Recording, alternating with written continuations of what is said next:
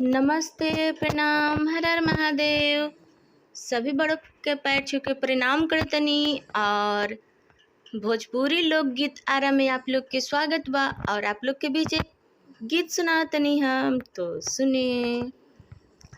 छत पर से उतरी मम्मी रानी आंचल को फहराती है, धीरे से चूमा लो मम्मी, इतना क्यों घबराती है, धीरे से चूमा लो मम्मी, इतना क्यों घबराती है।